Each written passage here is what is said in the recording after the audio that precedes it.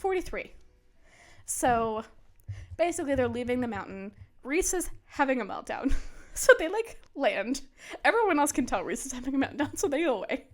So Rhys and Feyre are having this conversation, and he's essentially apologizing for losing his mind at the end. And he says it's really hard to shut down his instincts. Feyre does not appreciate that line. Mm-hmm. A little bit rightfully so. I get it. And she says, well, then you should be better prepared. You knew what you were going to happen. You knew what you were going into. You should have been better prepared. She does realize that part of this is probably because Keir said the word horror, and that's what people called Rhys for 50 years. And so she's like, I know it's probably not fully me. I understand that there's a lot deeper of a meaning going on here. But basically, she just starts crying in the middle of this argument. She's just crying. And she's just thinking about I don't know if any of that was real for Rhys, and she wants it to be real, and she just keeps making these comparisons between Rhys and Tamlin. Mm-hmm. She keeps going and keeps going, and Rhys is no, I'm different than him. I'm never gonna lock you up. I'm never gonna do it. And she's like, but you exploded, and essentially Rhys is I stop comparing me to him. Yeah, I'm not him. So I have an excerpt. Okay, so she's arguing with Rhys and about this, and he's stop comparing me to Tamlin. He's do you not think that I know what this looks like? And so this is the quote, and this, I think at this point I started tearing up a little bit because it's heartbreaking. He goes, I am the Dark Lord who stole away the bride of spring. I am a demon and a nightmare, and I will meet a bad end. He is the Golden Prince, the hero who will get to keep you as his reward for not dying of stupidity and arrogance. I also think it's a really good dig at Tamlin. It is. But it's heartbreaking. He's I know what they're gonna say about me. I'm the, this dark, horrid lord that stole you away, and somehow you're gonna choose him or go back to him or be forced to go back to him. Mm-hmm. And yeah, this is all gonna be for nothing. So basically Feyre snaps and basically said, then what's my reward? What do I get? I fought. What is my reward? And he goes, what is your reward, Feyre? What do you want? And she's just silent because she doesn't know. Which is fair, but also Rhys is what do you want? Yeah. So basically, Feyre has this moment with herself and realizes that she is tired of feeling empty and worrying about what others think. Oh, right before she does that, she basically just snaps at Rhys and says, basically, you're not close to anyone because someone's going to see you as you at some point and hate you, and you know that. Basically calling him a horrible person that could never love anyone and no one could ever love him. So Rhys just kind of leaves. He basically picks her up, drops her off, and so she's just kind of, wandering around the gardens, and she's like, I meant that more about myself than I did about him. And she has this moment in the garden where she's like, I'm tired of feeling empty and of worrying what others think. I'm done. So she waits in this garden to see if Rhys comes to find her, because he usually does. He doesn't. So then she tries to go find Rhys. She can't find him. Yeah. So now she's just fretting about all of this. But she does talk about she wants Rhys because he never stopped fighting for her, regardless, which I thought was very sweet. Mm-hmm. So she just can't find him. So she's going to talk to Amren essentially the next day, because Amren's still trying to read this half of the Book of Breathings. She's looking very sallow and pale. She puts the blood down. She's not really even looking at the blood, and she's I'm a little concerned. Yeah. About Amren. Maybe she needs to get out a little bit. Yeah. She's looking a little Bella New Moon. Correct. Yes, she is. Basically, so Amren does inform Feyre at this point that clearly someone has a track on Rhys's power. This is the second time that it's happened. With the Adder was the first time, and then now. So clearly they have a track on Rhys's power. So they're going to move to an Illyrian work camp tomorrow. And Feyre's like, well, why not tonight? And she goes, because it's Starfall. Which, yay. This next chapter, which is we're going to get into Starfall, is my favorite. It's my absolute favorite of this whole book. And basically, Amra does kind of let it slip as she's leaving. She goes, after Under the Mountain, Rhys was a ghost. And he basically came back to life. Once you're here, and then I have a note, again, to read page 427. This is Feyre basically talking to him, and so Amren's like, I've known High Lords my whole life. I've known multiple of them. I've known good ones, bad ones. She goes, I've never known ones that dream. And she's like, what do you mean? She goes, dreams of what? She goes, of peace, of freedom, of a world united, a world thriving, of something better for all of us. So that's what Amren says, and Feyre's response is, he thinks he'll be remembered as the villain in the story. She snorted. And she says, but I forgot to tell him, I said quietly, opening the door. that the villain is usually the person who locks up the maiden and throws away the key. Oh, I shrugged. He was the one who let me out. I am about to cry. I know. This whole section is just, it gets so much worse than the next. I know. The next section is where I tear up. Yeah. I actually did tear up writing this today, and I, like, didn't realize I was until I was, like, breathing really hard, and I'm like, I'm sitting down. Why can't I breathe? So, like, this whole, it's just, it's heartbreaking. Like, he truly just thinks he's the monster. He does. Yeah, so that is how chapter 43 ends. Chapter 44. So, if there is ever anything from a fictional book that I can have, it is this dress that Feyre talks about. Yes. So there's this dress that Rhys sent for her for the Starfall party. Also, no one has explained to her what this party is. Yeah. Everyone's just like, it's better to be experienced, which they were correct once we get there. But I know Feyre's like, what is? I will also say Feyre's experience with spring court parties, not phenomenal. This is true. They're not. I don't think anyone was thinking of that when they wouldn't tell her. Well, because to them, like, all their parties are, like, fun and light. And Like, nice. they're, like, having, like, what I picture. I'm going to be honest. I know I'm not, like, a New York Manhattan girly, but I'm picturing, like, Manhattan rooftop parties, right? Yeah. Like, that's the vibes that they're used to. It is. That's definitely what this party very is. down to earth. But yes. Correct. Yes. But that's kind of what Starfall is. No, that is, you're correct. But Feyre's in these, like, cult, like, midsummer parties is what she's used to, right? So she's just kind of like, okay, so Noella and Carriagewin are helping her get ready, as they do. And, you know, she's in this, like, jewel, like, blue, sapphire, pearl encrusted. Like, I've seen remakes of this, and I just haven't seen anything that comes close to what I'm picturing. Yeah. I don't think you can. I think you would have to be... It has to be magic. like a billionaire, like, because it's jewel encrusted. So you would essentially have to have, like, so much money that you have enough that you can bedazzle in real jewels an entire gown. Yeah. Which, like, no one does. No. But if I meet my rich husband in Monaco, will be my first ask. Yes. Like, that will be my wedding dress. I would request a dress to your wedding that's not as fabulous as that. But you can like, have Moore's. Yeah, I'll take Moore's. Moore's was gorgeous. They Yeah. talk about Moore's dress as I'll well. take Although Moore's. it is, like, just a slip dress. But it sounds gorgeous. I am okay with that. So basically, she's, like, getting ready. She's looking at this dress, and she's like, this is stunning. And she's not, like, a dress person, but she's like, no, this is gorgeous. This is beautiful. She also, like, finally sees herself. She's not really looked in the mirror, and she's like, I have been so excited that I've been sleeping through the night that I haven't noticed that I haven't been vomiting all night. So she's keeping her food down, and she's, like, filled out and looks less emaciated. And she's been training every day with Cassian. Yeah, so she's like building muscles. Like, she's like, I'm looking healthy, pretty good. She's got, you know, her hair, like, up in this gorgeous comb. Like, she's looking gorgeous.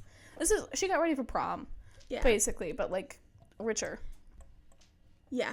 Yeah, and as an adult.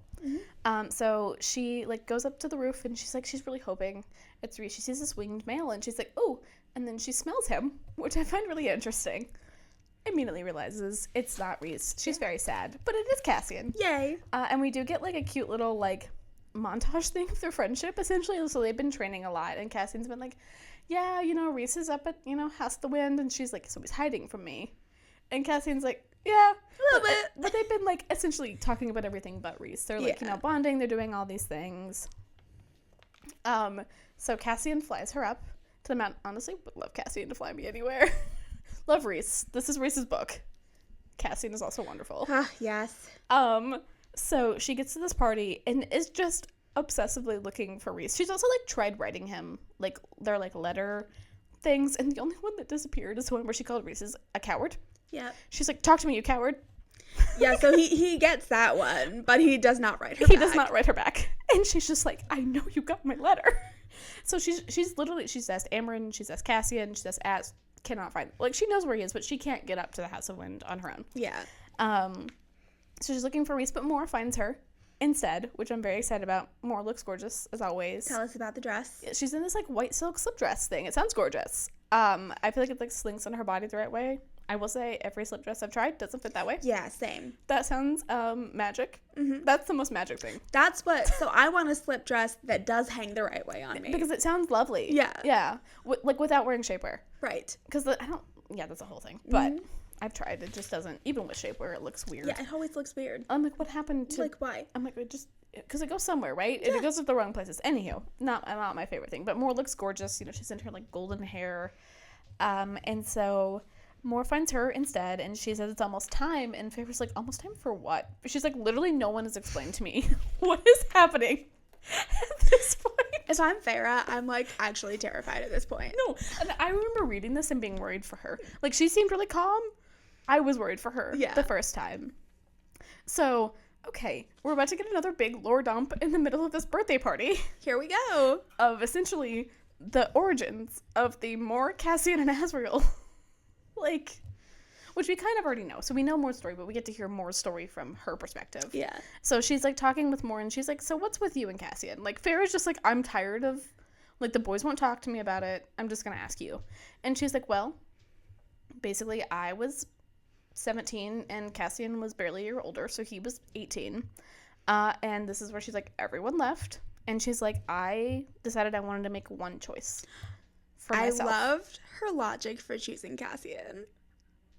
She said, I wanted my first time to be with the greatest Illyrian warrior. Because he is. Like, He is. Asriel is great, but he's not an Illyrian warrior, really. Like, Cass is, she's like, I wanted it to be my choice, and, like, the strongest warrior, the hottest, I think. To be honest, I love as girlies. I get you. I understand you. I am not you. I am more of a Cassian girl. I'm a Cassian girly if I'm choosing between the two. So she sleeps with Cassian. You know, they have their little rumble. And then Rhys and Az come back. Rhys loses it. And she's like, not because he slept with me. That was really not the issue. It was because he slept with me knowing what the consequences would be. So he basically got into, I think, their biggest fight to date. Basically almost rips him apart. Mm-hmm. And Asriel was also very upset. Like, seething. But, like, from the sidelines. He did not get involved in the fight. Mm-hmm. He just kind of stood on the sides. Asriel reminds me of Eeyore a little bit. I'm sorry, Asgirlies. No, he does. I think we're going to see, I think he will be, and I think this is what people see in him, is I think he will potentially be my favorite when we hear from him. I think so. Because I think his internal monologue is fascinating. Yeah. He just doesn't talk, but you are correct. He is kind of Eeyore. Yeah. That is not incorrect. Okay. I love that deeply. Continue. Yeah, so basically they have this big fight. It's all of this stuff, and she's talking about it, and Rhys just kind of, like, walks up behind Moore and just, like, enters their conversation. He's like, yeah, it was awful. Basically, it's just kind of what's happening. This is his first time re-entering Feyre's life for, like, a day. It wasn't that long. I think it was, like, 2. Was it 2? Maybe 2 or 3. It wasn't very long. But he's, like, coming back. And so, essentially, and he's like, basically, I wasn't ignoring you. I just needed some time. And she's just like, okay, like, whatever. Like, I don't want to do this in front of everybody. So, like, we'll just move on. And he's like, okay, well, it's time. And she's like, for what? Like, she's asked so many people at this point. No one has told her. No one will tell her. So he, like, walks her out onto this balcony. They did note that, like, it's very dark in the city. Like, it's the night core, but, like, all of the lights are off. They have, like, little fey lights floating around. So then she sees it. It's one shooting star going across the sky. And then there's a few more, and suddenly it's this, like, shower of what we think of as shooting stars flying across the sky. And she does note with Rhys, she's like, no speeches tonight? Because, again, she's used to the spring court. Yeah. That sees, like, big speeches, and he's like, my presence is welcome. But I'm not the center of attention. It's clearly this. Mm-hmm. Or whatever. So they look up and see the sky. It's beautiful. They're looking at them. And then people start dancing. So music comes up, and it's this, like, gorgeous, fluid, fun, like, kind of wholesome, just, like, fun experience. So more Cassian and Asriel are all dancing and smiling, and, like, Feyre's looking at them, and it's, like, very clear that they understand that this is their last night of, like, fun freedom. Mm-hmm. That they can dance without any cares, do whatever they want, party as hard as they want. Mm-hmm. They do love to party. They are party people. They are. And she's also, like, thinking about it. They've been separated for 50 years. And now they're basically going to be ripped apart again to go fight. And so she's like, okay. And Rhys is like, let's go somewhere quieter, which is such a line. It is such a line. He's like, let's go somewhere quieter. And Faye was like, okay. Sure. Without question. So he basically takes her out. And they basically talk about the earlier argument. She's like, I'm so sorry. Like, I mostly meant this about me. Yeah. This was not on you. But also, like, you just ignored me for 3 days. And he's basically like, I do love that you thought my absence was a punishment. And Feyre's like upset, but like understands that it's cute. She's like, I picture, because like this is what I would do in this situation. I'd like stomp my foot. Just be like, meh. Yeah. Just like a little upset. Like, you know, it's kind of a toddler. It is. But you're mad about it. So basically, he kind of goes into, they kind of have this like lull in the convo that they've talked about it. They're kind of like somewhat over it, right? She's like, okay, like there's still like some unresolved things. So they're just kind of sitting there looking at the stars. And Rhys, trigger warning for this section. Super trigger warning. If you have any assault things, you can skip this section. Or if you're not comfortable with hearing about it. Was under the mountain. Starfall was well known. It's an only thing that happens in the Night Court, but it's a well known thing. And Amarantha knew how important and special it was to him. So she basically would force him to service her all night for 50 years, every Starfall. Yeah. Every time. Which is horrific. It is. It's like we were like taking Christmas. Yeah. And making that like the worst holiday. I mean, for me, Christmas, I love Christmas. But Feyre's just like, I'm so sorry. She's like, I don't really know what to do in these moments, which is fair. Yeah. I don't think saying sorry is a negative ever. And Rhys says that he basically got through it knowing that Valaris and his friends were safe. And Feyre is basically like, well, then why aren't you with them? Like, this is your special holiday with them. And he's like, they don't know about it. They don't know what she did. I mean, they do know, but they've not talked about it. And they don't specifically know about the Starfall thing. Yeah. And she's just like, well, I think your friends would like to share the burden. And he's like you share the burden with people? And she's like, I mean, okay, fair. Do as I say, not as I do. Yeah, and so she's just like, okay, whatever. So they just kind of have this, like, silence. And they're doing, I can't remember exactly, they're having some sort of, like, flirty, pushy banter thing. And Feyre, like, backs up, and the star just hits her in the face. Yeah. So she freaks out. Somewhat rightfully, because she thinks it's shooting stars. So she's like, I'm gonna be blind. It's not what happened. No. Rhys just looks at her and starts laughing. And she's like, he's laughing at me. Like, she's like, I could have been blind. And he just starts giggling even more. And so she, like, goes to wipe it off her face. And he's like, no, like, don't do it. And she's, like, noting with Rhys. It's the first real laugh she's seen from him. And she loves it. She's like, oh, I love this, like, giggly laugh thing. So then Rhys is also backing up. And he gets hit in the face with light, and Feyre also starts giggling and laughing, and she's looking, and she's like, oh, it's actually gorgeous. I see why he didn't want me to take it off of my face. This is one of my favorite sections of what this whole... so she, like, goes up to him, and, like, there's, like, you know, stuff on the back of his hand, and she goes up, and she just starts painting with the stardust. She's not painted since being from under the mountain. She starts painting, and she essentially, like, kind of makes it shadowy and stuff to make it look like the stars going across his hand, and Rhys just, like, smiles at her, and she just looks back up at him and gives him a genuine smile, and his face just falls immediately. And Feyre's like, what's wrong? Like, what did I do? All this stuff. And this is also after these, like, serious confessions, and she's like, did he not want me to touch him? And he just goes, smile again, do it again. And she's sitting there, and she's like, I'm realizing this person who is, like, my dear friend, who has done everything to fight for me, I've never smiled at him. I've never done any of this. Basically, and so as she's thinking about that, she smiles at him again and, like, gives him this. And so then Feyre goes into because so she's, like, looking at him, and they're smiling and doing all this, like, cute, romantic, flirty things. She's still calling him her friend. Yeah. The whole time, which is fair. It's fine. They are technically still friends. They are. And so then Feyre reminds Rhys of their earlier game and says, you owe me 2 thoughts. So, like, a while back now, they have these thoughts. And she's like, I'm asking you what you're thinking. And he says, I didn't come to find you because I was afraid you would throw me out on my ass. And hiding out felt better. And she's like, I love that you were afraid of an illiterate human. Yeah. Basically. Yeah. And he's like, I was terrified. And then this one makes me really sad. So his second thought is he says he wished he could take back the kiss from under the mountain. Yeah. And, like, it goes into the context. Because I couldn't quite remember what they were talking about either. But it's the one where he essentially, like, forced himself on her because Tamlin was making out with her and messed up the paint. And he knew Amarantha was coming and had to cover it up. And she asks why he did it.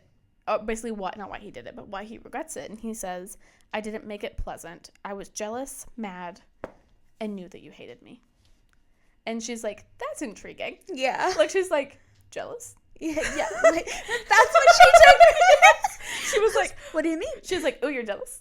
Are you a little jealous? Like, out of all of that, that's what she's concerned about. Same, Feyre. I would also be. This gorgeous man is like, I was a little jealous. I was a little jealous. Like, what do you mean? Oh, what do you mean? Of me? So, they kind of just sit, and I put tense, and then I crossed it out, and I said charged silence, because it's like sexual tension. Yes. It's very charged, like thick. And then Feyre asks if he wants to dance. And she basically says she wants to dance with her friends and that they should all go down there. And he's like, I will dance for basically forever with you, all night with you, if you wish. And she goes up to brush a kiss on his cheek. Tension. Taut. It's like taut as a bowstring at this point. He smiles, a smile that she notes he gave up for his people, that no one else gets to see. He gave it up for them. And he says that he is glad he met her, and they join their friends to dance. Okay, so this section, a little less romantic. Kind of. There's some later.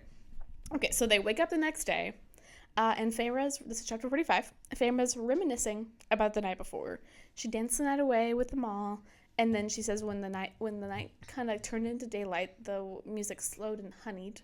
And that's when her and Rhys slow danced, which is so intimate to me. Slow dancing is incredibly intimate to me. It's a lot of contact, a lot of, like, things. I was like, oh, okay. So then he takes her back to the house that the townhouse was staying in. He kisses her brow, and then that goes is to intimate. Bed. Correct. Correct. And then she goes, I waited up a half hour to see if he'd come back. She's like, he didn't. Oh, same girl. Yeah, I was like, I think I would have waited longer than a half hour. Yeah. But I understand. And this is when she realizes, so she's like sitting there talking, like thinking about this. They're like flying to the Illyrian camp at this point. And she's like, it's only been 2 months since I left the spring court. And she's like, has this like mantra in her head that she's like, traitor, traitor, traitor, traitor. Which is fair. That would be hard. So they land. And she looks around the camp, and she really thinks of it as, like, she's, like, sees it's cold. Not only, like, physically, they're up in the mountains, it's cold, but, like, emotionally, very cold place. And Mortis goes, I hate it here. And Feyre's like, why? What's happening? Also, I'm sure in Feyre's mind, the only thing she's really heard about this from Mor is that she came, did it with Cassie, and then left. Like, that's all the context that Feyre has from her. So she's just like, okay. So we meet Lord, is it Devlin? I think that's what I wrote. Okay, I think I left out at the end. I think I put Lord Devil, which is very funny. He's not my least favorite. He's not. He sucks. He does suck, but he worst. sucks less than others. So, like, this Lord Devlin comes up with his little cronies, and this is where we get the siphon thing where they're like, they all have one siphon, but it's smaller than theirs. It's a very, like... Feyre is very proud of her. Oh, yeah. Her friends. She's like, they're the coolest, which they are. She's correct. And basically they start being like, why is there no women training? And Lord Devon's like, well, they haven't done their chores yet. And Rhys is like, we talked about this. You are supposed to let the women train and then do the chores. Like, that's not negotiable, essentially. And they're like, oh, who's, this pretty thing? Essentially, they're like, who is this person? And he's like, if you touch her, you will be ripped apart and broken down, basically. And he goes, and then I will come in. So he's like, so that's what Feyre will do to you. Yeah. And then he's like, she's mine, and then I'll come and get you. And basically the only thing that Feyre gets from that conversation is that he said she's mine. Yep. Again, Feyre killing it with the... That's it. Like, I think that's a little bit later, but I feel like it's really relevant for this chunk. That's all she got from that. Again, same. At this point, she's just like, so she's down bad, real bad. She is down bad. So Lord Devlin calls Cassian a dog. He's the leader of their armies. He is their general. He's like, why is your dog here? Like, what is he doing? And basically, he's just like, whatever. I think I literally put, he's an ass. That was the note that I put. So then they know, so Rhys is like, I want to be in my mother's house. So this is where Rhys and Cassian and them did their stay. And he's like, I want to be in my mother's house. He's like, that's where my lords are staying. He goes, kick him out. Yeah. But so they need some time. So Rhys is like, you guys go do your thing. Feyre and I are going to go train. So they fly like, I think 3 mountains over or something crazy. So they're like flying over. And Feyre's talking with him, and she's like, we still haven't heard from my sisters, but we're going to go train. And she just keeps thinking of herself as a traitor, but she does like that Rhys called her mine. That's kind of where this like mantra is in her head. And this is where we learn about the Illyrians clipping women's wings. Yeah. So this is like an Illyrian custom, a really old one, where they don't want the women to fly. So they clip this particular tendon in their wings where they can't functionally fly, similar to like flightless bird kind of thing. So they clip this tendon, and Rhys is like, I outlawed it. He's like, it's really hard to maintain. And he goes, and a lot of them reinstated it as quote unquote protection for their women while I was under the mountain. Yeah. Some people have said that's not enough of a pass. Maybe a little bit fair. Rhys is not really focused much on the Illyrians. He's kind of left it up to Cassian. Yeah. And I think Cassian can truly only do so much. I think Rhys could maybe do more, but he basically said, like, I can't do any more without wiping them all out and then raising their children myself. Yeah. He's like, that's just not plausible, which I do think is fair. Yeah. That is one thing that people have criticized him a lot for, this particular instance. I get it. So, yeah, I get it too. It's hard. So then we get to hear about the blood rite, because he says Lord Devlin sucks, but he's the most mild of them all because he let us do the blood rite. And she's like, the what? More lordom. So much lordom. This is like the meaty section. You just get all of his lore. So basically, you go into this, you're like dropped in this mountain. You don't really know when, I don't think. You don't know why. You drop into this mountain. There's no weapons, no magic, no supplies, no nothing except for the clothes that you have on your back physically when you're left there. It's like you and 100 other Illyrian warriors have been fighting in these war camps.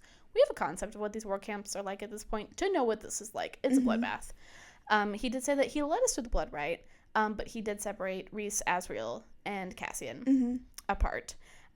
They fought their way back to each other, and they were like, yeah, all of these people tried to prove themselves that we weren't the strongest. They were wrong. They were wrong. And Feyre's like, oh, okay, interesting. So at this point, like, she's just like, I picture her like preening like a peacock. She's just like, my friends are so cool. They're the strongest around kind of thing. So they get to this clearing, and, you know, she's practicing some of her magic. And she's just like, I have to ask. And she goes, when did you meet Tamlin? Again, another big lord hump. This part. Dude, this one is crazy. Also trigger warning? Yeah. For murder. Yeah. Yeah. Dude. With some like relatively detailed descriptions of murder, actually. So again, if you're sensitive, it's not sensitive, but like if this upsets you, please fast forward. So he's like, oh yeah, but he's like, okay, you have to do magic in an exchange. So there's a lot of like exchange back and forth with them and things. And she's like, okay. So she starts making these little like a butterfly or out of water. So butterfly, ducks, all of these things. And she's like having them float around and do all of this stuff. Her powers have definitely grown a lot, which we're seeing here. So Tamlin was born at the start of the war, which I don't know if I realized that. I don't think I did. Yeah, so he's like, Tamlin was born at the start of the war, and Rhys got to know him afterwards. So he's like, I was busy, there was a war going on, you know, got to meet him. He seemed like pretty okay for a High Lord's son, especially compared to the Autumn Court boys. Really hates the Autumn Court boys. He does. Which is fair. They suck. So Lucian, I love you. But so Rhys is like, okay, I decided to befriend him. He's like, not the worst. I'm learning things about him. I can tell, like, his brothers sucked. He's like, he makes the Autumn Court boys look like cakewalks, essentially. So he's like, I even taught him some Illyrian fighting techniques. Tam's father was threatened by Rhys and Tamlin's friendship because both of them were more powerful even before they became High Lords than his father. Yeah. So Rhys was supposed to meet up with his mother and his sister halfway through when they were coming to visit him at one of these war camps, but he got busy with a new unit and didn't come find them. And Tamlin knew that this was happening. I will say a little bit in Tamlin's defense, he assumed Rhys was going to be there. Doesn't matter, but Tamlin and his brothers and his father went and found Rhys's sister and mother, and they slaughtered them.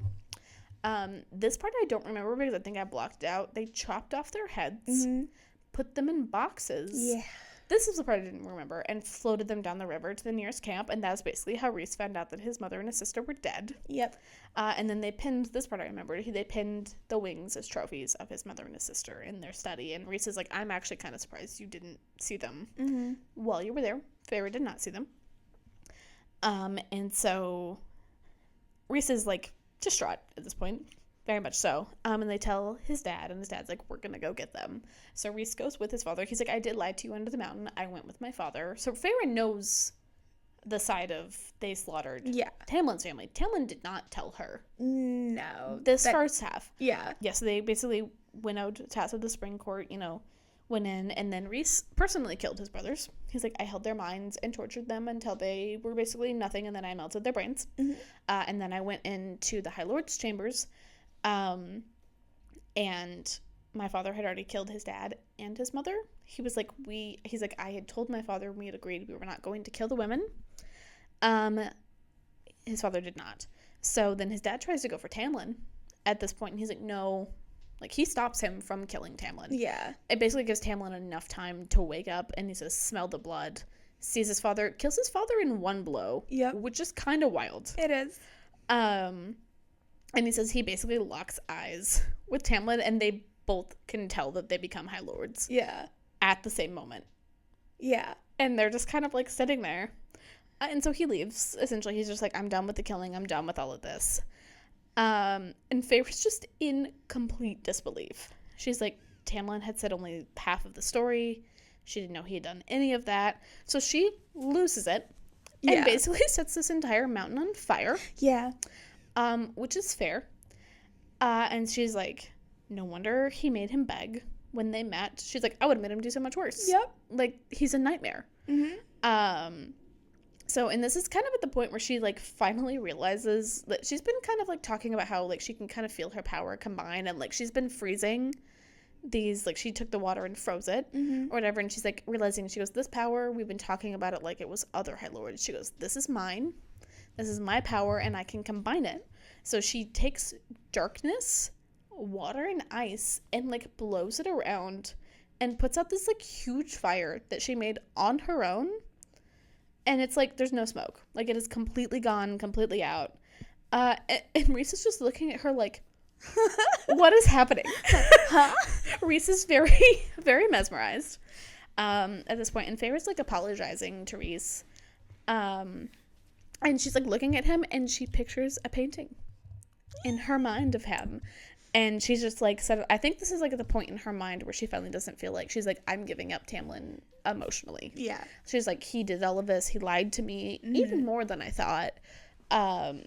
So, and she's like, Rhys, why didn't you tell me any of this sooner? And he goes, I didn't want you to think I was trying to get you to turn against him. Which is very fair. It is. I think. And she says she wants to paint him. Paint me like one of your French girls. Yep. And he quips, literally, this is the end of the chapter. In the nude would be best. And that's how this chapter ended. That's finally the end of this chapter recap. I was engrossed. That was great. Thank you. You're welcome. Thank you. So, chapter spoilers? Yeah. Okay. Drama queen. God, it's definitely Rhysand. I'm just gonna not talk to you for 3 days and then insert myself in your conversation with my cousin. Just real casual, like, maybe she won't notice. About how my cousin slept with my best friend. Yeah. It's just so casual. And, like, basically just wanting to pretend like I haven't ignored you for 3 days. Yeah. Also that I'm afraid that you're gonna see me as a monster. All you're doing is giving her a real good time, bud. I don't think he views it as that. I don't think he understood how much she'd be into it until she was. I don't know why he didn't think so. I think it was pretty apparent to literally everyone but them, which is how it goes, I think. Yeah. It's hard. I think it's harder to see chemistry when it's between you and a person. Yeah. It's easier to see from the outside. For sure. But yes, yeah, he's definitely the drama queen. What's the other ones? Craziest thing to happen? I don't even know where to begin. With this section, no idea where to begin. Every single chapter. All of it. So much. I would say I was like, maybe more. Like, the stuff with more was really rough for me personally. Learning Rhysand's side of the whole Tamlin, like, Night Court, Spring Court rivalry was, like, mind-boggling. That's my second, and I remember being really, like, shocked, because, so, I think the thing, well, we can get into the deep dive, but there's some thoughts for me about this section. It really, like, transforms Rhys a lot. Yeah. In your viewpoint, which is supposed to. It's supposed to. Yeah, so I don't know. There's I would say this whole 5 chapters is the craziest thing to happen. I think, like, yeah. Out of really almost any of the books. Series, maybe. Like, it is the biggest, like, Sarah really said, here is all of it. Yeah. All of the questions that you've had. Here you go. Here you go. Have fun. Yeah. And it's just like, it's like whiplash. Yeah. It's literally, like, that whole thing with, like, learning about the blood right immediately into Tamlin's family. Yeah. Like, what? Back to back. And you're just like, what is happening? What is happening? So, and then what's the other one? I think that might have been it. Is that the only 2 we have? Those are the only 2, unless you want to come up with a fun one on the fly. What do we got? Hottest thing to happen? I think we know the answer to that. Also, I love fantasy authors having fun with thrones. Yeah. So that might be my favorite trope, actually. It's my favorite. It happens a lot. There's various books. We're not going to give spoilers. There's spoilers for other books that this happens in. But it happens often, and, like, I get it. Yeah, me too. I understand. They have to be comfortable thrones. Yeah. Because I feel like theirs is wooden. A lot of times they're wooden thrones, so I'm like, that's not comfortable. That's not comfortable. Make it cushy. Technically, she was sitting on his lap, so that was comfortable. Correct. This was light by comparison to some of the things that I've read. Yes. Yes. But yes, yeah. Also, I understand Feyre at this point. I'm gonna bring up this concept, and I've heard this a few times. I know they're Fae, but, like, they never talk about removing body hair. Yeah. In these, and they're in these, like, I know she had time to prep. They're in this, like, really small clothing. Yeah. Do they just not have body hair? Do fairies not have body hair, or is it just That's like, what I would assume, honestly. or are they just into body hair? Like, is it just normal? You know, that's a great question. This has been brought up a few times. It's brought up more with Fourth Wing than it is with this book. That's fair. But I would say dragon riders into hairy bodies. they're gonna have to be. Yeah. They have no time. I would say Fae hairless. I feel like Fae are kind of hairless. Yeah. Yes, I agree. But, like, her as a human, wild. Yeah. Wild time. Yeah. Yeah. So, great point. This has just been, it's not a me point. This has been brought up on the internet a decent amount. But, That's great. anyhow. Fun stuff. Yeah. Alrighty. Can we talk about Starfall real quick?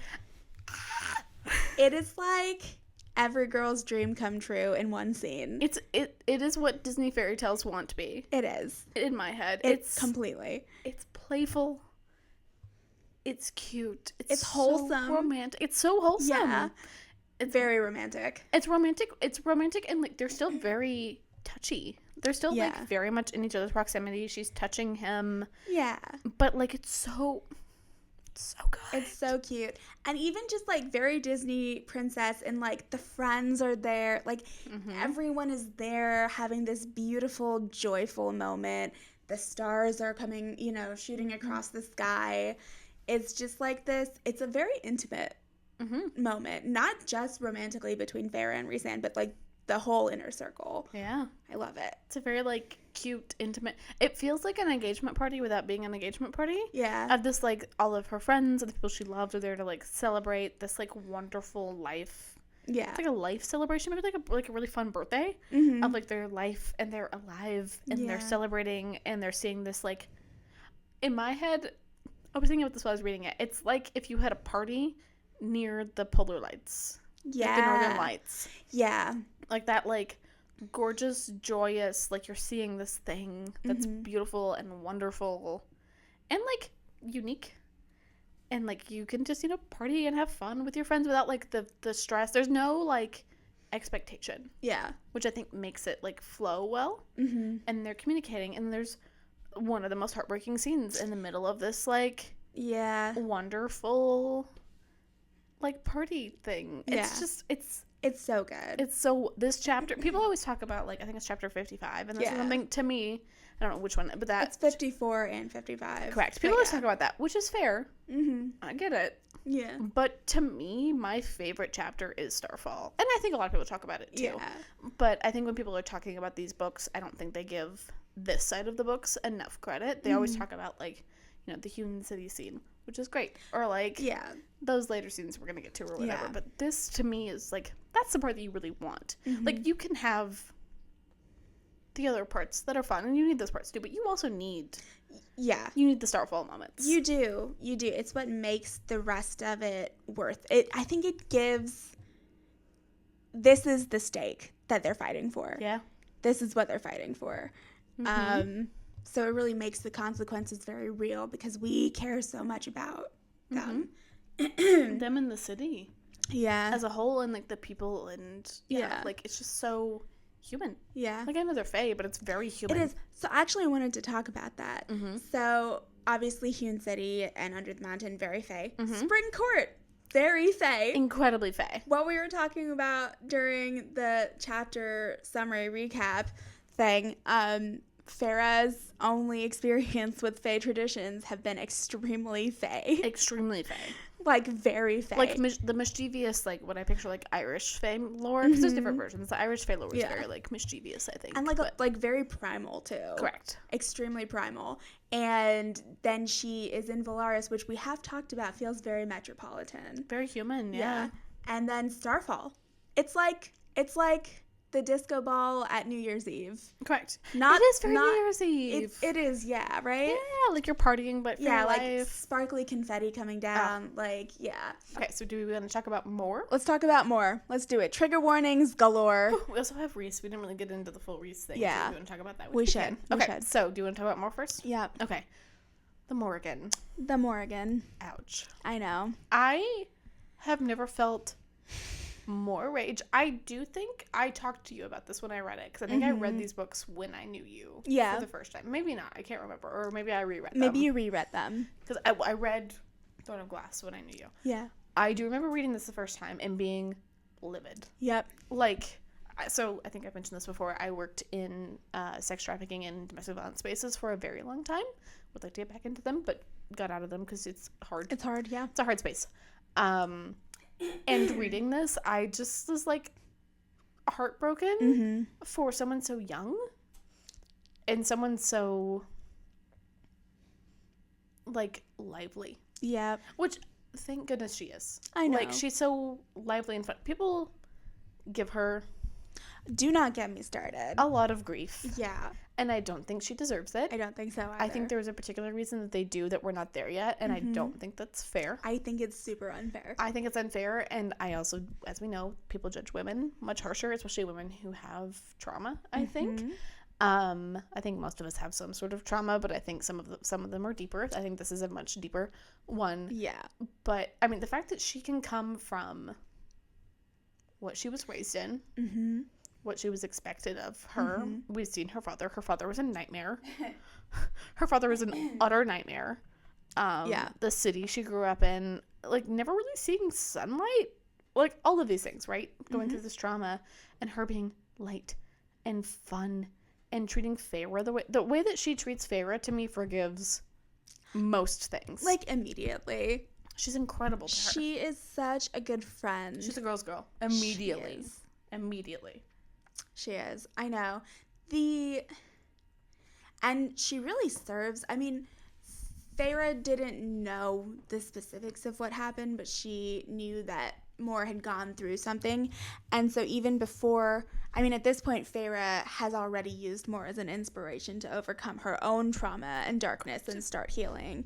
And just knowing that what Mor went through was so, so horrific. I'm not saying more horrific. Feyre did literally die. Correct. I mean, I think But Mor basically did. But yeah. Mor basically died. Basically. Yeah. And, like, it was done to her by her own family. Which is different. Very different. And harsh. Yeah. I will say, as someone who has experienced some pretty deep trauma, one of the immediate things that I did was look for others that had the same thing. Because there's an element of comfort, which it feels weird. Like, I don't know how to explain it. Like, you're like, I need to know I'm not alone. And I think Mor, like you were saying, is that for Feyre of, like, it's different trauma. It doesn't necessarily matter. I was looking maybe for more direct, but I think eventually I learned that, like, it doesn't even have to be direct. But, like, just seeing someone else that, like, you had this thing, you overcame it, and you're living and you're having so much fun. Because, like, you know when it happens, it's going to take a while. Yeah. But knowing that and actually going through it is so different. And, like, God bless, it's been 7 years since mine, so, like, I'm well past it. But that doesn't mean that I'm still, you know, don't have the moments of things that pop up. Yeah. You always will. You know it's always with you, and that part sucks, but that's a whole other thing. But I think, the more for Feyre is definitely that, and I think she doesn't get enough credit for that. I agree. Yeah. I agree. And like just thinking about, because like Mor had Cassian and Azriel and Rhysand. Yeah. Luckily. Mm-hmm. And they were so furious on her behalf. Immediately. But and they're men that were furious on our behalf, which I think is important. Which is very important. Yeah. But she didn't have... I mean, she did that work herself. Correct. She didn't have anyone else to look to. Yeah. They had their own trauma, but I think theirs is very different from hers. Yeah. I think her and Feyre's is a little more similar. I think so. Yeah. And I can't, So, yes, no, but having the men be so furious on her behalf is so important. Which I think is a little bit maybe why she was able to heal from it. I think there was an element of, like, I think her particular type of trauma was very clearly inflicted because of men and by men. Yeah. I don't know if her mother may have been involved, but it doesn't really seem like really it. It know. seems like it's mostly male trauma inflicted, and knowing that there are men that fought against that for her, and she knew that. She knew that Rhys would have in a heartbeat if he had the power to be able to do it, and he just really didn't. At the time, and like, just. I know. It just makes their whole like relationship makes so much more sense too. I think especially like for me, I didn't question it, but for Feyre, who's not been in such a situation before, I think like for her, and again, she had an idea that all of these people have had trauma. She did not know the specifics, but knowing that they had the trauma and that they've had each other to get past it has also been like really inspirational for her. She brings it up a lot, and I think she should. Like, she's truly like, she's not very far out from hers. Maybe about a year. I don't even think it's a year out yet. Oh, about how long it's been. Well, so it was about 3 months when she went with, when she was engaged, when it opened. It was 4 months when it opened. And the wedding took like a month-ish to plan, and she went to Rhys's at least twice before she left, right? Oh, yeah. 7, and it's been 2 months since then, so it's been like close to a year. Almost a year. Yeah. Still not long enough. No. Gosh bless. I will say my first year afterwards, complete denial. Yeah. Like her, I truly thought, I was like, oh, I'm doing so fine. Yeah. I'm doing great. The year anniversary popped up. Had a full meltdown.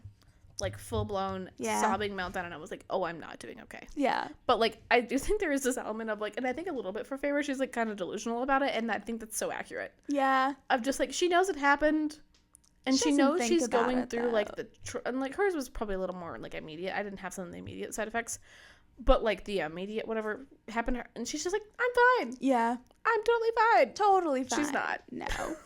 No. She's a little more self-aware, maybe, than I was, but...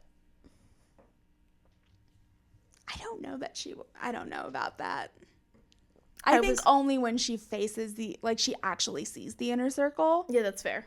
Or she's kind of just like, I have literally been wasting away. That's fair. I didn't get there till like 3 years later. So. That's fair. It takes time. Correct. Everyone has their own timeline. So. It took a little longer, which was fine. I'm clearly very fine. I love you too. Yes. Yeah, no, I think that I know we're gonna find out more about Mor's past. There's different parts we know. We don't know much more about this section. There is something implied that maybe there was more going on, which is where the like more is evil thing comes in. I don't really think it has anything to do with Mor, and it has a lot more to do with the other characters. I think so, too. And I think people blame her because we blame women, but it's a whole other strong issue that I don't like. Yeah. I agree with you 1,000,000%. Yeah. So. Oh gosh. Okay, let's talk about Rhys. We're on full trigger warning still. God bless. Oh my gosh. I think we knew Rhys. We knew what was going on. I think everyone knew what was going on. Yeah. Hearing him talk about it. I know. I will say him wanting to talk about it is interesting, because especially with men, to be honest, they don't want to. Yeah, they want to pretend like it never happened and just move on. And the fact that he trusts Feyre enough when he doesn't talk to Mor, or any of these people that he's known for 500 years, if not more, his whole life basically, he won't talk to them, but he'll talk to her. He sees it as a burden And he knows that Feyre sees hers as a burden, but he knows that she's wrong.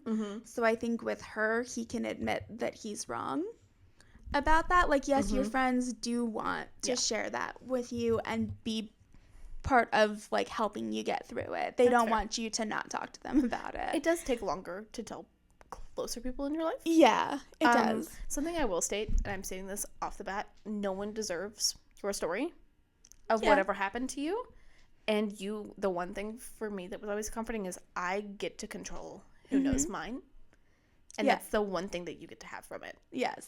Like, you get to control, and I do not blame anyone who doesn't tell certain people or chooses not to tell it. No. That is their story and their choice to tell whoever they want. Yeah. Like, I know Feyre wants him to tell, and I do think he probably should at some point tell them, but it is his choice, and I think he does eventually. I actually don't know. We don't really know if he ever tells them. Regardless or not, if he doesn't, it is his choice whether or not he should tell them. It is his choice, but at this point in time, he has not told anyone. Correct. You should tell someone. You should talk to someone. Even if it's therapy is nice. Correct. I took a lot of therapy. Yeah. Even if it's just your therapist. Yep. Like, that's okay. Yeah, like, talking about it is part of the addressing that it's happened and moving past it. Correct. External processing. Love that. I'm an external processor. Yeah. But yes, correct. Please tell somebody. Yeah. But it does not have to be. I think a lot of people assume it has to be these, like, intimate, close people in your life. It does not. It does not. And sometimes you almost can't. Yep. Like, you're like, I can't tell them. Yeah. They can't know. Because then it feels way too close or real. And you just can't. So I'm just stating that because I don't think that's necessarily where Feyre is coming from at all. No. She's just like, I know that their reactions aren't going to be negative. Yeah. And I think it will help them understand you. Yeah. And where you're coming from. And also, they already know. Yes. They just don't know the specifics. They know. Correct. They know. They know what she's called you. They know what you've done. And they know you. So they know what happened. Yeah. And I think he knows that. He does. Which he just doesn't want to talk about it. Which is fair. Yeah. So I also think bringing this to a little bit of a lighter point, I do think that the reason that he is wanting to talk about it and wanting to be vulnerable is because he was written by a woman. Correct. Men written by women are my favorite men. Yeah. I've heard a lot about this. Yes. But they were like, those men are unrealistic. I'm like, no, they're not. They go, they're written by women. And I'm like, you're right. You're right, yeah. That is why we love them so much. Correct. It is the ideal man, which I'm also not expecting any man to be Rhysand. Yeah. I'm not. Like, you can be close. You're never going to be him. No, that's fair. You don't have wings. You can't be. This is true. You're not magical unless you are, and I don't know.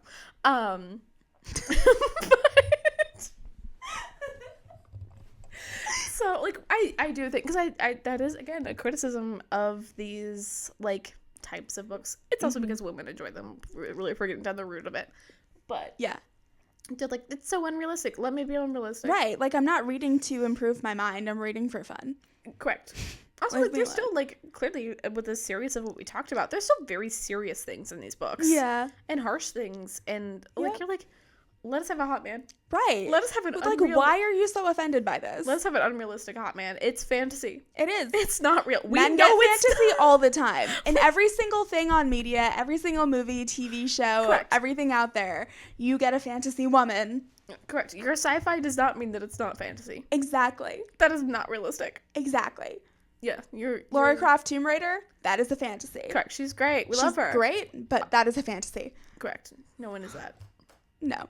So, I do think that part of the reason, again, that his character is so incredible is because he was written by a woman who knows what women want. He's written like a female friendship at this point. Yeah. The way that, because like it is more maybe less of the flirting, but like it depends on the friends, but like the vulnerability and like that, like the way that they communicate, I do think is very female to female. It is. In a lot of ways. Yeah. At least although I've had some men in my life where I communicate that way, it is just less often. I've had one man in my life who I communicate that way with. That is my husband. I've had two.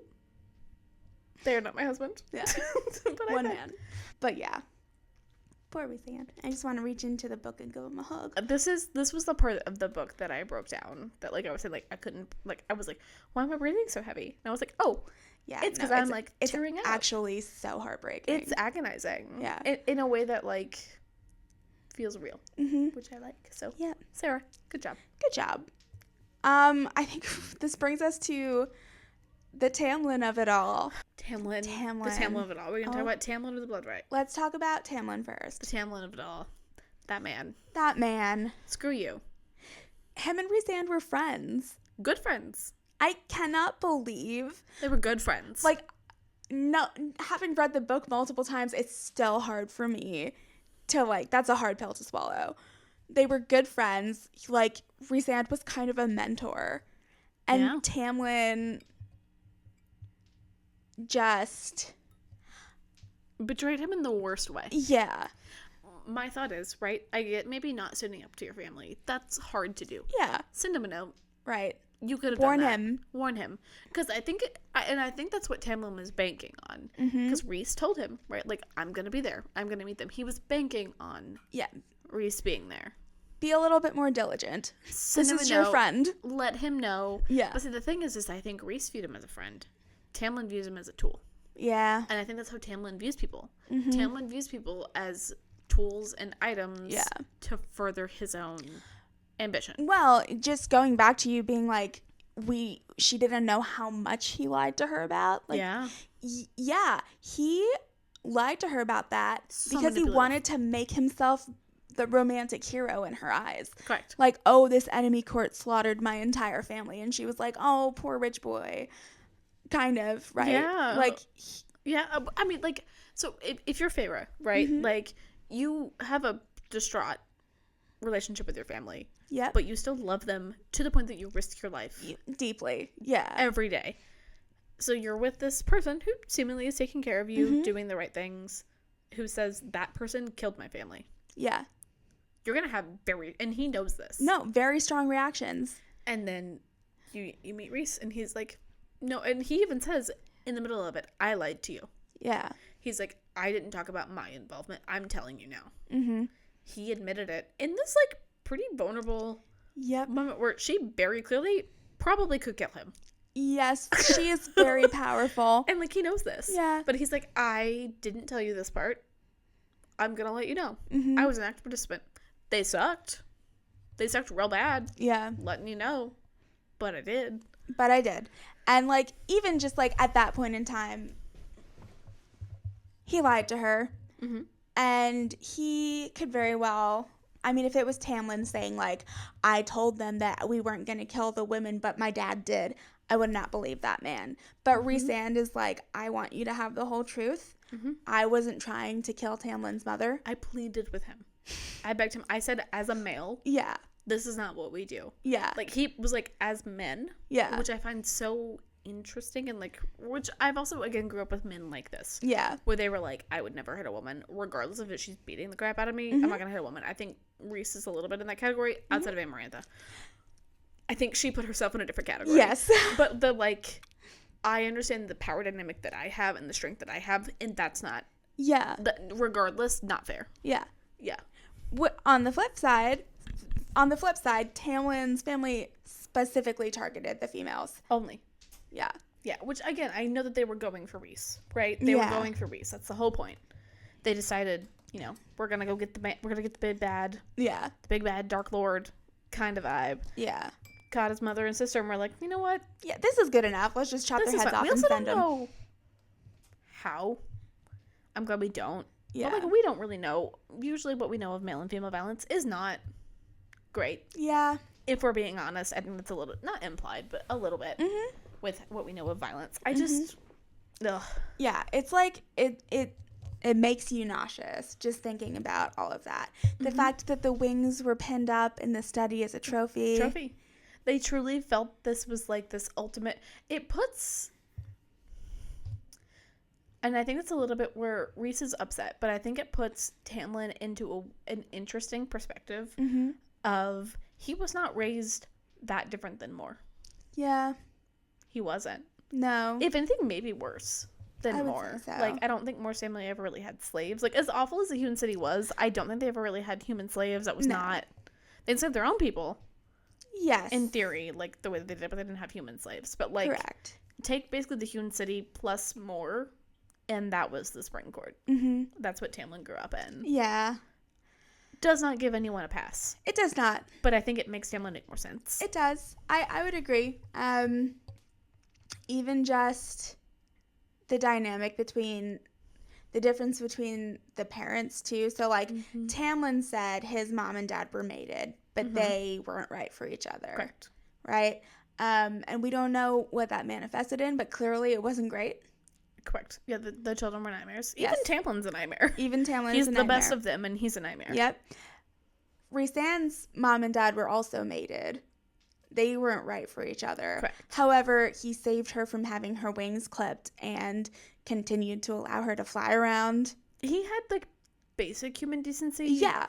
In general. I do think he killed the mother because he was literally blind with rage. I think so too. Like, I don't think it was, like, because he thought she should have pain. Like, he cut her throat. Like, it wasn't like he tortured her. He just, like, slaughtered her. He just killed her. Does not excuse the behavior. Not at all. But I think the difference between what Tamlin's family did, like, chopping their heads off and shipping them in the box and holding them, like, they never kept trophies. No. This was revenge for them. Yes. Very not different. A target. Yes. Very different. I think there was that blind, Mm-hmm. I do think he cared for his mother, regardless of whether they matched well. Yeah, I think so too. Yeah. I think so too. And then that moment where they both become High Lord at the same time and they're just staring at each other. And, like, covered in blood. Yeah. Right? Like, they just killed each other's entire families. correct. Within, like, hours. Yeah. Like, I think this is basically all one day. I think right? so, too. Essentially, like, 1 or 2 days. All of this is happening. They're just staring at each other and being like, yeah. Like, what do we do now? What do we do here? Yeah.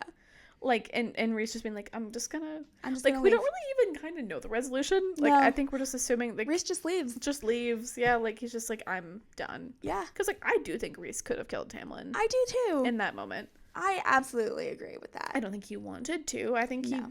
felt for Tamlin in a lot of ways. I think he understood. Like, I think Tamlin's maybe in this situation a little bit similar to Lucien, which I think is why he relates to Lucien, of, like, I think Lucien defended his person more, but I don't think Tamlin was an active participant Yeah. in killing Rhys's family. I think, I will say that maybe some of this could have been resolved with a meeting between Tamlin and Rhys a long time ago, where they were like, we both screwed up. We both killed each other's family. Correct. Like, does it make it any better? No. Does it mean that we don't have these resentments? Maybe we're not, right? Yeah. But, like, just one conversation. Maybe they didn't have the chance because of Amarantha.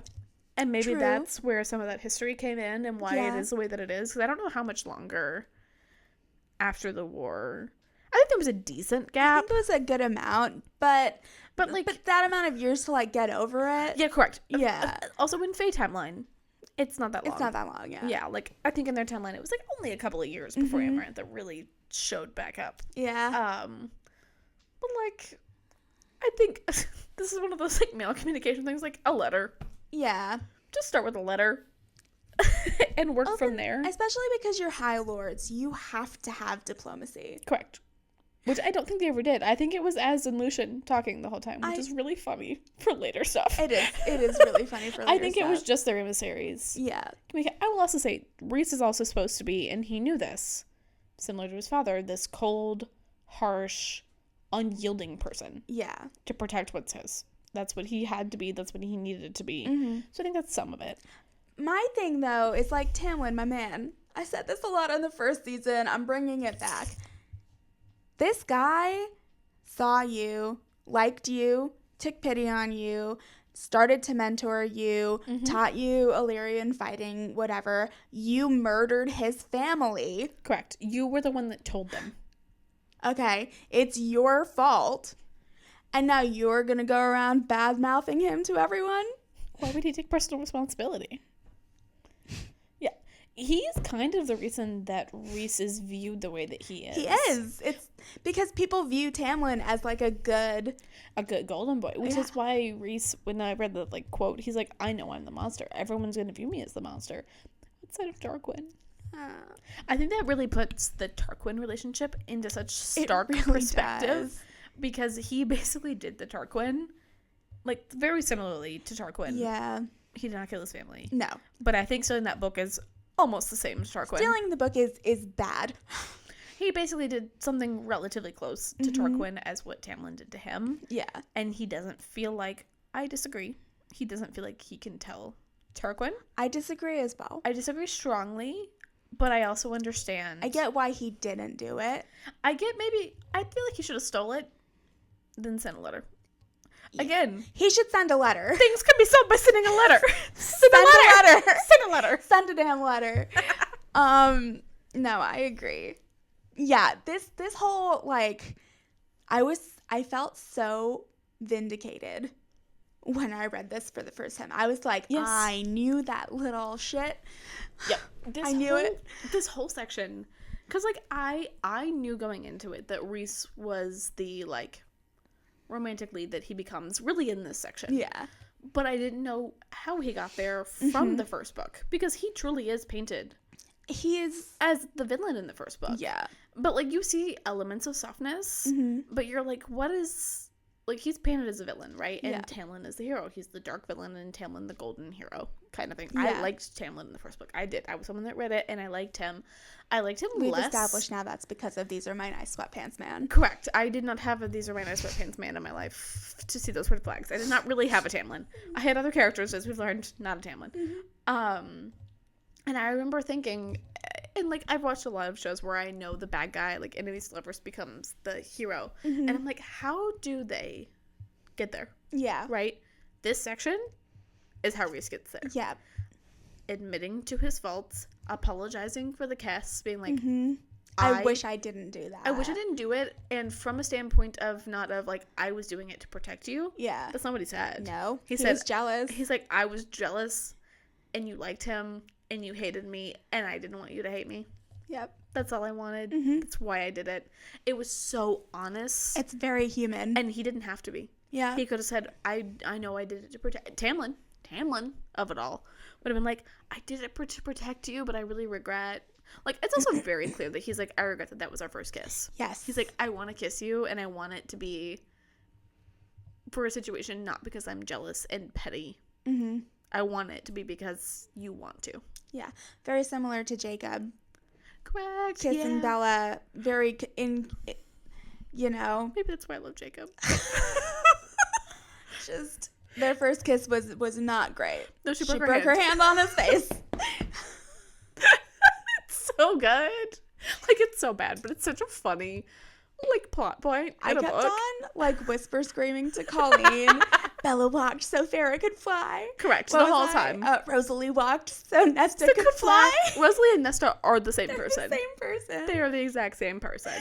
Like, almost to a T. Yeah. Actually, including the baby. Yeah. But, so Jacob walked so Rhysand could fly. I feel like Rhysand is much more the Edward Cullen character, but I think Rhys is what Jacob could have been if Stephanie Meyer would have wrote him better. I agree. Stephanie, we're clearly obsessed with you. Or our books. We adore them. Well, I do. I like the movies. That's fair. Which you had a hand in. She sure did. As well. She did a great job, too. She did do a good job with the movies. I do love the movies. Yeah. But personally, I think Jacob was a better choice.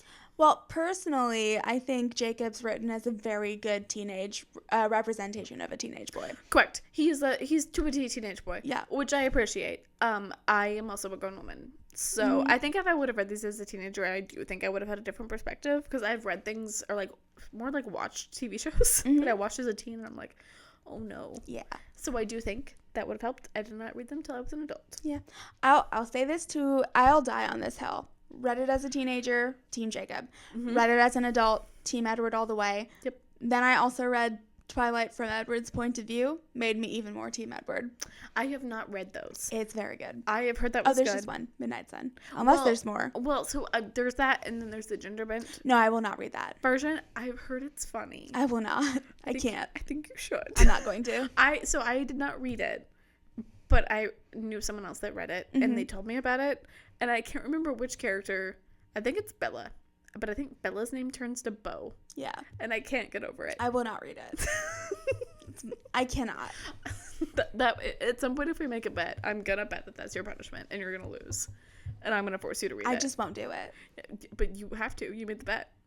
Then I'm never gonna agree to a bet with you. Well, then just know that. Okay. Know that. Keep it in your brain. All right. Don't bet with me, because I also don't make bets that I can't win. So. Same. So. Or at least that I don't think is very likely to win.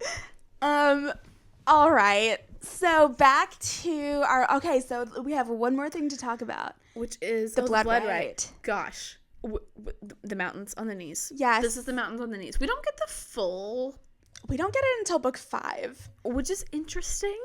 Yeah. Yes, but we get a good enough amount to kind of know. Very. It's not even Fae. No. It's very like. Loki. Mm-hmm.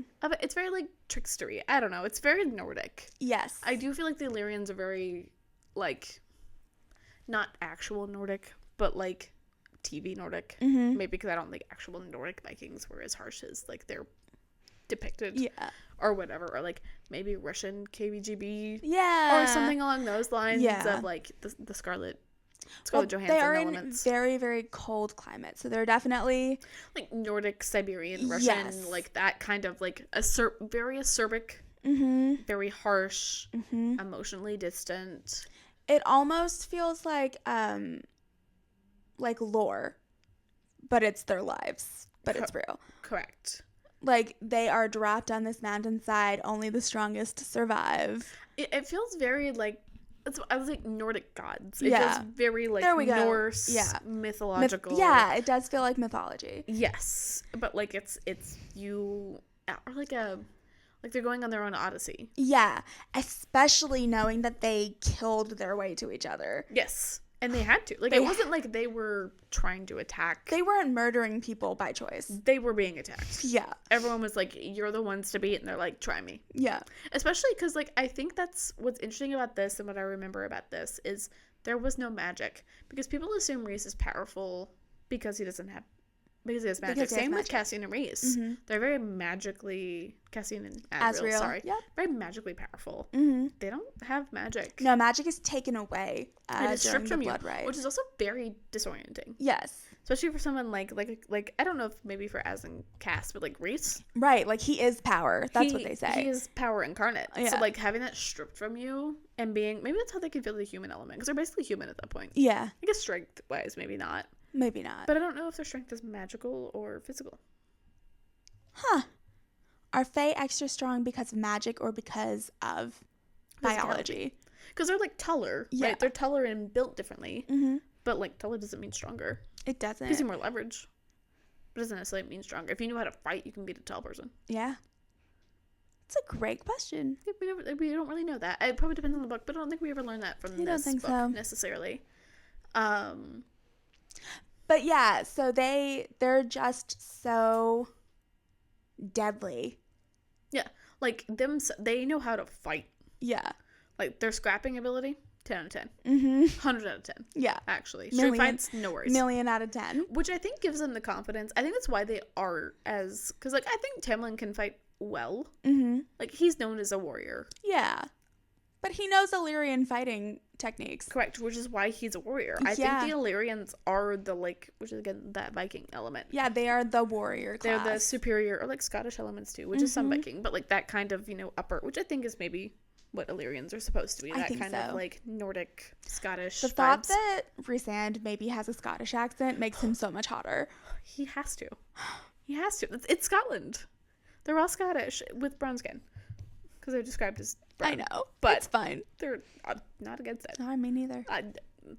Honestly, great combo. I love it. But yes, there's this like element of, I don't know, power about them that I think gives them the confidence of, like, that's why they can walk into, like, the Hewn City and be like, no one can touch us. Yeah. No one in this room can fight like we can. And everyone in that room knows it. Correct. Like, even if you strip away our power, we'll still kill you all. We'll still kill you without thinking. And without probably breaking a sweat. Probably. Yeah. Yeah. Like, their power it's similar to that, like, I don't know how much Game of Thrones you've watched or not. I've seen the whole thing. Okay, I couldn't remember if you did. So, like, I hate watched it. Oh, no, I hate read it. I binge watched it before the finale to participate in a finale party with my brother and his wife and their friends. Oh, that's fun. But I did hate read it. Oh, I've not read them. We talked about this, yes. Okay. I started with the first one. I could not stand the audiobook. I probably need to physically read them. But, oh gosh, why can I not think of the character's name? Littlefinger. Yes. Like, everyone in the Hewn City is Littlefinger. Yeah. And, like, they're intelligent and they're smart and they're socially cunning. Their physical prowess in the floor. Yeah. Yeah. I agree. No. I agree. Yeah. So, Blood Red is interesting. It really doesn't come back up until the 5th book. Yeah. And I remember being like, that's such an interesting aspect that's not talked about. And it gets talked about a lot. It gets talked about a lot. In that book. It's actually one of my favorite. Correct. It's so good. The 5th book is probably my favorite. The 5th book is good. People don't talk about the 3rd book as much. I really like the 3rd book. I love the 3rd book. There's a lot in it, especially the first half of the 3rd book. I adore. It's so good. It's my favorite. It's so good. For different reasons. We'll get there. Yeah, we're gonna get we'll there get eventually. there. All right. I think that brings us to the end. Did you have anything else? No, I think I'm out of words. All right. All right. Signing out. Bye. Bye.